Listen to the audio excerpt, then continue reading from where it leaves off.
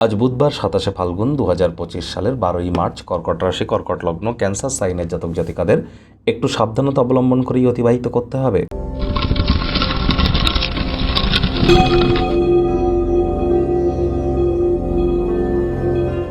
ভিডিওটির শুরুতেই আপনারা স্ক্রিনে দেখতে পাচ্ছেন প্রথম পূজ্য গণেশের প্রণাম মন্ত্র।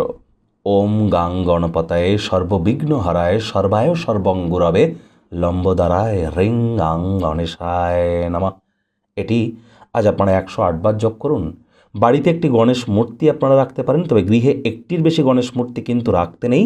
এবং গণেশ দেবের মূর্তিতে আজ 5টি দুর্বাঘা সমর্পণ করে আপনারা এই মন্ত্রটি 5 বার জপ করে দিন শুরু করুন। অত্যন্ত উপকৃত হবেন। বিদ্যা, বুদ্ধি, বিজনেস, মানুষের সাথে যোগাযোগ করার ক্ষমতা, কমিউনিকেশন স্কিল কিন্তু আপনাদের ইনক্রিজ করবে। পারলে সবুজ রঙের ড্রেস পরিধান করুন, হিজড়াদেরকে গ্রিন কালারের কোনো কিছু ডোনেট করুন। আজ সবুজ এলাচ দাঁতে চাবিয়ে খান, সবুজ গ্রিন কালারের কোনো হ্যাঙ্কি নিজের সাথে ক্যারি করুন। যতটা সম্ভব আজ গণেশজির নাম জপ ধ্যান আরাধনা করা যায়। কোনো কিছু না পারলে বলুন ওম গাং গণেশায় নমঃ, অথবা ওম গম গণপত্তায় নমঃ, অথবা প্রথম পূজ্য গণেশায় নমঃ। এটি কিন্তু আপনাদের বিদ্যা, বুদ্ধি, বিজনেস এবং আপনাদের কমিউনিকেশন স্কিলকে 100% এনহ্যান্স করবে। ভাগ্য মিটার আজ আপনাদের বলছে 3.5 আউট অফ 10। ভাগ্য আপনাদের অনুকূলেই থাকবে। দেখুন, কোনো নেতিবাচক বা নেগেটিভ কথাবার্তা বলতে কিন্তু আমাদেরও ভালো লাগে না, তবে গ্রহ নক্ষত্রের হেরফের অনুযায়ী ইন জেনারেল ডেলি প্রেডিকশন আমরা প্রস্তুত করে থাকি। যাদের চন্দ্র রাশি কর্কট এই গণনা তাদেরই কিন্তু অধিকাংশ ক্ষেত্রে খাটবে।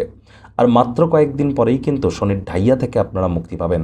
গৃহে উৎসবের বাতাবরণ কিন্তু তৈরি হতেই পারে, সেখানে নীরব দর্শকের দাঁড়িয়ে না থেকে অংশগ্রহণ করুন। পরিবার পরিজনদের সাথে একটু সময় অতিবাহিত করুন, মানসিক প্রফুল্লতা অর্জন করবেন।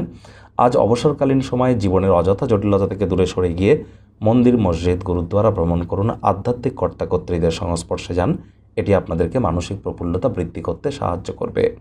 কায়িক পরিশ্রমের কারণে শরীরে ক্লান্তি আপনারা অনুভব করতেই পারেন। কি বলছেন, কোথায় বলছেন, কেন বলছেন, ভাবনা চিন্তা করে বলুন। আজ অবশ্যই ডমিনেটিং নেচারের হলেই কিন্তু ক্ষতি। পরসমালোচনা, পরচর্চা, পরনিন্দা, রাগ, বিদ্বেষ, হিংসা, ঘৃণা, অহংকার যেন করবেন না, তাহলে হতাশা আপনাদেরকে গ্রাস করতেই পারে। পুরুষ হয়ে থাকলে বিনোদনের খাতে, মহিলা হয়ে থাকলে রূপচর্চার খাতে অতিরিক্ত অর্থের অপচয় করা থেকে বিরত থাকুন।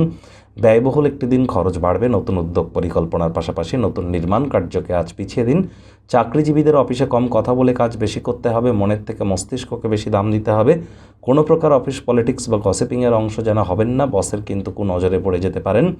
রাজনীতিবিদ যারা আছেন জনসংযোগ বৃদ্ধি করুন। কঠোর কায়িক পরিশ্রমের কোনো বিকল্পই কিন্তু নেই। শিক্ষার্থী বিদ্যার্থীদের পড়াশোনায় মনোযোগ আরও বৃদ্ধি করতে হবে উচ্চশিক্ষার জন্য।